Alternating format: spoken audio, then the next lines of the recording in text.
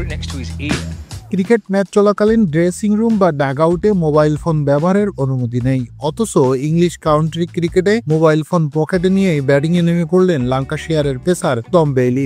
আর run নিতে গিয়ে pocket থেকে পড়ে যায় সেই ফোন।